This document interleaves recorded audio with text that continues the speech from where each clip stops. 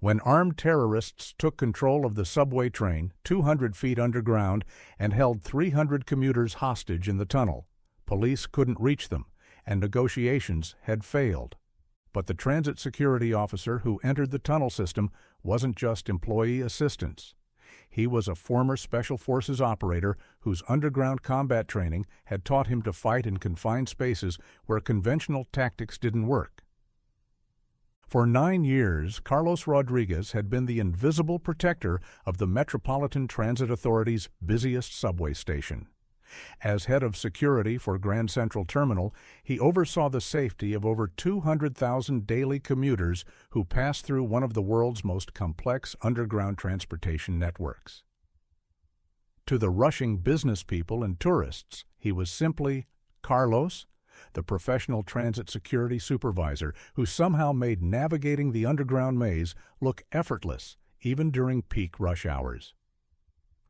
What they didn't know was that Carlos carried credentials that would have shocked the entire transit industry. Hidden in his apartment was an Army discharge certificate documenting 10 years with the 75th Ranger Regiment and Special Forces, including specialized training in underground warfare and confined space combat. The same eyes that now monitored subway platforms had once conducted tunnel clearing operations in Afghanistan, where underground combat meant the difference between mission success and catastrophic failure. Those 10 years had taken Carlos through some of the most challenging environments in military operations. Special Forces operators were specialists in unconventional warfare, including combat in caves, tunnels, and underground facilities where traditional military tactics couldn't be applied. Carlos had cleared hostile tunnel networks in mountainous regions, conducted underground reconnaissance missions, and learned to fight in spaces so confined that most soldiers couldn't function effectively. The transition from Special Forces to transit security had been more relevant than most people would expect. Both jobs required understanding three-dimensional environments, coordinating with multiple agencies, and protecting people in confined spaces where evacuation was complex and time-consuming. The main difference was that subway commuters were traveling voluntarily rather than avoiding enemy contact, but Carlos knew that the underground environment could turn any situation dangerous in minutes. Grand Central Terminal was one of the most challenging security environments in Carlos's experience. The facility contained 67 acres of underground space, 44 platforms, and multiple levels connected by a maze of tunnels and passages. During rush hour, over 15,000 people could be in the underground system simultaneously, creating conditions where any emergency could become catastrophic if not properly managed. Carlos had been monitoring concerning intelligence reports from federal counterterrorism agencies. Terrorist organizations had specifically mentioned subway systems as potential targets for maximum casualty attacks, and the underground environment made these facilities particularly vulnerable to coordinated assaults. The combination of confined spaces, limited escape routes, and high population density made subway systems attractive targets for anyone seeking devastating impact. Today's morning rush was particularly concerning. Intelligence reports suggested elevated terrorist activity in the metropolitan area, and Carlos had implemented additional security protocols based on threat assessments that combined federal intelligence with his Special Forces experience. What worried Carlos wasn't the normal rush hour chaos. It was the perfect storm of factors that could turn routine commuting into a mass casualty disaster. High passenger density, confined underground space, and limited access for emergency responders created conditions where terrorist attacks could be exceptionally deadly. The morning rush began normally at 7:30 a.m. Carlos positioned himself on the main concourse where he could observe passenger flow while coordinating with his security team positioned throughout the terminal's multiple levels. The initial commuter volume was typical for Monday morning, heavy but manageable, following predictable patterns that Carlos's team had learned to manage efficiently. At 8:15 a.m., Carlos received the first indication that something was wrong. A transit operator on the Downtown 6 train reported suspicious passengers who had boarded at different stations but appeared to be coordinating their movements. The passengers were carrying large backpacks and exhibiting behavior that triggered the operator's training in recognizing potential threats. Carlos activated the MTA's intelligence sharing system and began coordinating with federal authorities to investigate the suspicious activity. His Special Forces background had taught him that terrorist operations typically involved multiple coordinated elements, and isolated incidents often indicated larger planned attacks. At 8:30 a.m., Carlos's worst fears were confirmed. The FBI's Joint Terrorism Task Force contacted him with intelligence indicating that a coordinated terrorist attack was planned against the subway system, with Grand Central Terminal as a primary target. The attack was scheduled for peak rush hour when maximum casualties could be achieved. Carlos began implementing what federal authorities called elevated threat response, security protocols designed to protect mass transit systems from coordinated terrorist attacks. His team moved to predetermined positions throughout the terminal while Carlos coordinated with NYPD and federal agencies to establish tactical response capabilities. At 8:45 a.m., the situation escalated rapidly. Radio communications from subway operators indicated that armed individuals had been spotted on multiple trains, and passenger reports suggested that a coordinated takeover of the subway system was in progress. Carlos realized he was facing the scenario that Special Forces training had prepared him for, but that civilian transit security wasn't equipped to handle. The terrorists were implementing a systematic attack on one of the world's most complex underground transportation networks, and traditional law enforcement response would be severely limited by the confined environment and limited access points. At 8:47 a.m., everything went wrong.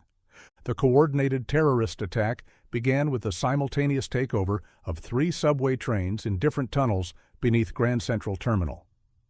Armed terrorists had boarded trains during routine stops and taken control of the cars once they were deep underground, where escape was impossible and rescue would be extremely difficult. Carlos watched through the MTA's emergency communication system as the situation developed into exactly the kind of underground terrorist attack that federal agencies had warned about. 300 commuters were now hostages in subway cars positioned 200 feet below street level, in tunnels that provided perfect defensive positions for the terrorists and nightmare scenarios for rescue operations. The terrorists' choice of location was tactically brilliant and demonstrated sophisticated planning. The tunnel network beneath Grand Central created a maze where conventional law enforcement tactics couldn't be applied. The confined spaces, multiple levels, and limited access points gave the terrorists significant advantages while making rescue operations extremely dangerous for both hostages and responders. Carlos's Special Forces training immediately recognized the tactical situation. This was underground warfare in an urban environment, exactly the kind of scenario that Special Forces operators trained for in preparation for combat in tunnel networks and confined underground facilities.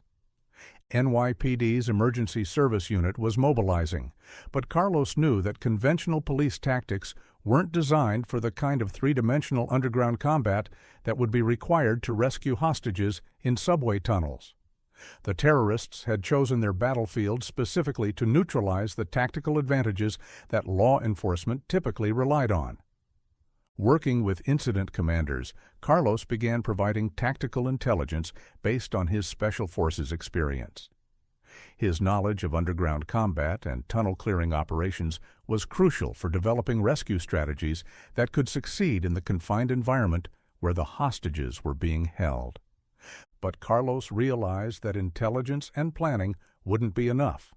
The terrorists had positioned themselves in defensive locations where conventional assault tactics would result in massive hostage casualties. Someone with underground combat experience would need to enter the tunnel system and create conditions where a rescue operation could succeed. Carlos made the decision that his Special Forces training had prepared him for. He would enter the hostile underground environment and begin implementing tactical operations designed to neutralize the terrorist threat. Carlos began implementing what Special Forces called tunnel clearing operations, systematic movement through underground environments to locate and neutralize hostile forces while minimizing civilian casualties. His 10 years of training had included extensive work in exactly this scenario. Armed enemies using confined spaces and civilian shields to create tactical advantages. Using maintenance tunnels and service passages that most people didn't know existed, Carlos began approaching the terrorist positions without alerting them to his presence. The MTA's complex underground infrastructure provided multiple routes that paralleled the main subway tunnels, giving Carlos the ability to conduct reconnaissance and position himself for tactical action. Carlos's first objective was gathering intelligence about the terrorists' positions, capabilities, and immediate intentions. Using night vision equipment and communication intercept devices, Carlos began what Special Forces called close target reconnaissance, getting near enough to hostile forces to assess the tactical situation while remaining undetected. The intelligence Carlos gathered was sobering. The terrorists were heavily armed with automatic weapons and appeared to have significant tactical training. They had positioned themselves in subway cars in ways that made direct assault extremely dangerous for hostages, and their coordination suggested extensive planning and professional execution. But Carlos also identified weaknesses in their operation that his Special Forces experience allowed him to exploit. The confined space that gave the terrorists defensive advantages also limited their mobility and escape options.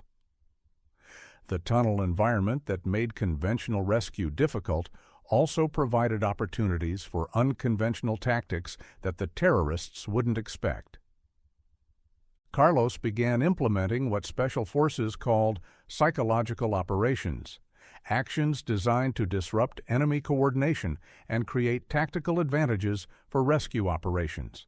Using the subway system's public address capabilities, Carlos began providing information to the hostages that would help them survive while creating confusion and uncertainty among the terrorists. His first direct action was neutralizing the terrorist communication network. Moving through maintenance areas, Carlos accessed the subway system's electrical infrastructure and began implementing signal jamming techniques that would prevent the terrorists from coordinating between different tunnel locations. The technique worked. Within 30 minutes, Carlos had successfully isolated the 3 terrorist teams and prevented them from implementing coordinated responses to rescue operations that were being planned by law enforcement agencies. The final phase of Carlos's operation required implementing what Special Forces called precision hostage rescue in confined environments, neutralizing armed threats while ensuring zero civilian casualties in spaces where conventional tactics would create unacceptable collateral damage. Carlos's Special Forces training had included extensive work in this exact scenario. Armed hostiles using innocent civilians as human shields in underground spaces where explosive breaches or overwhelming force would cause massive casualties among the people they were trying to rescue. Working with NYPD's Emergency Service Unit, Carlos coordinated a systematic approach to each tunnel location. His role was providing tactical intelligence and implementing specialized techniques that could only be executed by someone with underground combat experience. For the first tunnel, Carlos used what Special Forces called silent approach and neutralization, getting close enough to the terrorists to engage them without alerting the other teams or endangering hostages. The confined space of the subway car actually worked to Carlos's advantage, allowing him to use close-quarters combat techniques that neutralized armed threats before they could harm civilians. The second tunnel required more complex coordination. The terrorists had positioned themselves in ways that made silent approach impossible, so Carlos had to create tactical diversions that would separate them from their hostages long enough for rescue teams to extract civilians safely. Using smoke grenades and tactical movement, Carlos created enough confusion to allow emergency service unit officers to enter the subway car and secure the hostages, while Carlos engaged the terrorists in a firefight that demonstrated the difference between terrorist training and special forces expertise.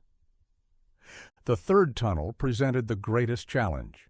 The remaining terrorists had witnessed the tactical response at the other locations and had taken defensive positions that made any direct assault extremely dangerous for the hostages they were holding.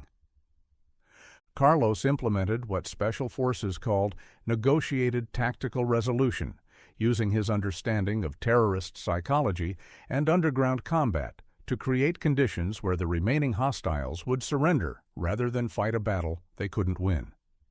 The technique succeeded. By demonstrating overwhelming tactical superiority and offering the terrorists a choice between surrender and certain death in a confined space where they had no tactical advantages, Carlos convinced the final terrorist team to release their hostages and surrender to law enforcement. When federal tactical teams arrived 2 hours later, they found Carlos coordinating medical treatment for traumatized hostages while maintaining security over detained terrorists. The subway system was secure, all 300 hostages were safe, and the coordinated terrorist attack had been defeated without the mass casualties that typically characterized underground attacks. FBI Special Agent Sarah Martinez, who led the federal response, asked Carlos how he had managed to defeat a coordinated terrorist attack in one of the most challenging tactical environments possible. "Special Forces," Carlos replied. 10 years of underground warfare and tunnel-clearing operations. Same tactics, different enemy. The investigation that followed revealed the full scope of what Carlos had prevented. The terrorists weren't freelance operatives. They were part of an international network that had specifically studied subway systems as targets for mass casualty attacks designed to paralyze major cities and create maximum psychological impact. FBI counterterrorism experts explained that the attack on Grand Central Terminal was intended to be the first phase of a larger operation targeting multiple cities. The success of the subway attack would have provided a template for similar operations nationwide, potentially killing thousands and crippling mass transit systems across the country. The successful resolution of the Grand Central terrorist attack became a case study for federal agencies responsible for transit security. Carlos's tactical response demonstrated how military expertise could be applied to civilian infrastructure protection in ways that traditional security couldn't match. The Metropolitan Transit Authority, recognizing that Carlos had saved both lives and the integrity of the nation's largest transit system, offered him the position of Director of Transit Security for the entire MTA network. The transit industry also implemented new security protocols based on Carlos's Special Forces training for high-threat environments. But perhaps the most significant recognition came from the Department of Homeland Security, which invited Carlos to develop training programs for transit security personnel based on his successful application of underground warfare tactics to civilian transportation protection. His expertise bridged the gap between military special operations and mass transit security. Carlos remained with the MTA as their security director, but his role had evolved beyond traditional transit safety. He became a consultant for transportation systems nationwide on terrorist threats, helping other cities develop security protocols that could detect and defeat the kind of coordinated underground attacks that had targeted Grand Central Terminal. During routine commutes, when passengers traveled safely through tunnels without knowing how close they'd come to becoming victims of international terrorism, Carlos still patrolled the underground system with the same tactical awareness he'd brought to Special Forces operations. But now he understood something that had taken him years to learn. Protecting people didn't require foreign deployment or military authorization. Sometimes the most important Special Forces work happened in places where nobody expected to find a former underground warfare specialist, places where terrorist attacks were prevented before they could succeed, where communities could travel safely because someone with extraordinary training chose to use those skills to protect ordinary people from extraordinary threats. Carlos Rodriguez had spent 10 years conducting special forces operations in the world's most dangerous underground environments. Now he spent his time ensuring that subway commuters could travel without fear, knowing that someone with the training and commitment to defeat underground terrorists was watching. And in the end, he realized both missions were exactly the same, using elite military skills to protect innocent people from those who would harm them, ensuring that normal life could continue without fear of those who sought to destroy it through violence and terror.